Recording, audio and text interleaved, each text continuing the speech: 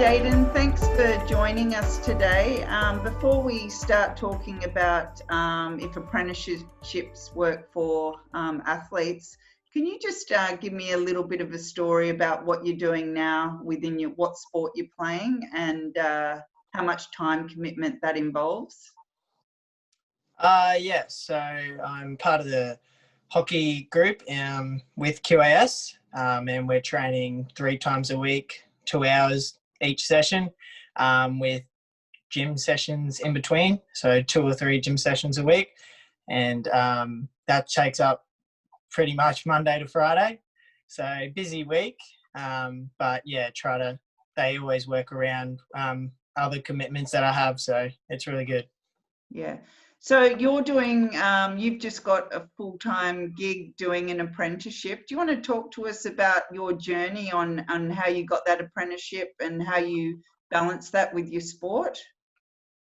Yeah, so basically I've just come down from Cairns and not knowing many people I've had to work with who I knew, and just trying my best, basically putting everything out. So it's the job that I got now is electrical apprenticeship, and I've gone through connections. So I've gone through the QAS, who's got onto yourself, Michelle, and which also has gone to another connection through to my boss. So it's those little connections, I guess. It's just who you know, which gets step by step, and look at where I am now. So yeah. Yeah, that's fantastic. And I know Stephen Lambert was a former hockey player himself and now has a business, electrical business, and he has employed athletes. So how do you actually, could you just give us the time commitment required for your apprenticeship? Time as in, what do you mean? Say that again. How much time do you have to work on the job in order to Okay. do your apprenticeship? Is it full-time, part-time? Yeah. So yeah, I'm working full time, so a full 38 hours a week. But because of the COVID period, just slowing down a bit. We're starting to get more jobs, and our work is getting pretty busy. So jobs are popping up here and there. So we're needing more people at different jobs. So we're working a bit of overtime, but it's still helping out through the QAS that they're giving me extra time with gym. And it doesn't really matter if I meet a certain time, I can go later, and they're really flexible with that. Yeah. So how are you juggling or managing your work with your apprenticeship and the demands of being an elite hockey player? So it is hard. So it's pretty busy. Monday to Friday, you don't get much time to relax or anything. It's wake up, go to work, and then straight to, you got to think, okay, what training am I doing now? Am I doing gym? Am I doing skills? And that will go on for 2 to 3 hours a day.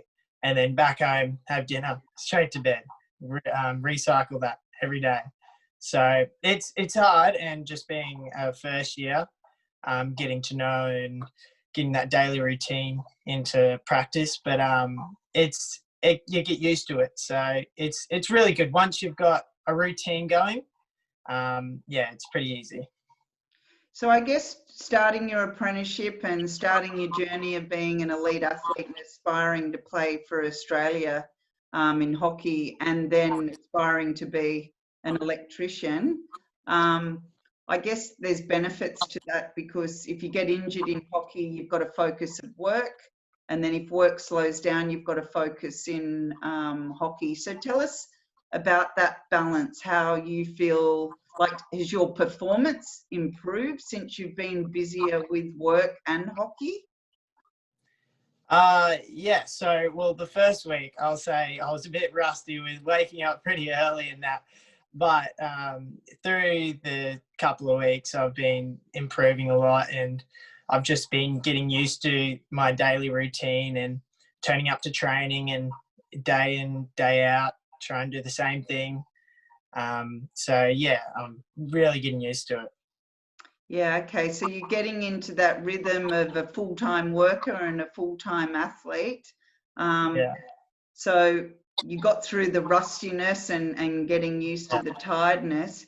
Do you actually feel like your hockey's improving because you've got less time to be thinking about being that elite athlete all the time because you've got a balance? Well, I guess I guess it could be. You're always thinking what's next and what you can be better in. So you finish work and you go straight to training, and I guess you're not trying to think of what's ahead. You're always going to go straight to training, and you're going to try your best. And then Yeah, love it.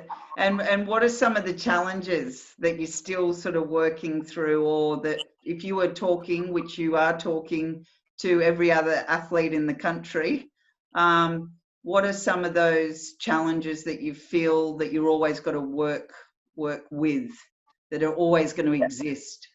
Yeah. So basically, well, the big one is just when you start the apprenticeship, you're just obviously going to be tired, waking up early, having long days and going straight to training, finishing, going back to bed. So the first few weeks you feel very tired, but I guess if you're really resilient and you're really putting in the effort and not giving up in training at least, and always giving everything at work, it does pay off. It does help. And through trainings, I feel I can go through a training and wake up the next day and go to work.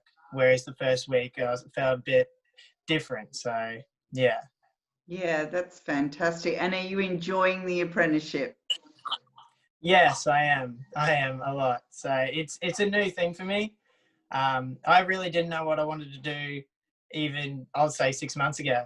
But really taking a risk and going with it really has helped. And I've looked at my co-workers and what they're doing now as tradesmen, so I can see in the future it's really going to be something I can lean back on through if my sport doesn't pay off. So it's really a good thing to have in my back sleeve. Yeah, wow, that's really good. So any athlete out there that is really interested in doing an apprenticeship, would you recommend it for them? Yes, I would. I really would recommend it.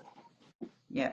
And when you got referred to the Career Practitioner Network, did that help you get some clarity around what you wanted to do, or how far you could push to get that apprenticeship? Talk to us a little bit about that. Yeah. So when I got onto yourself, Michelle, I really didn't know what I wanted to do.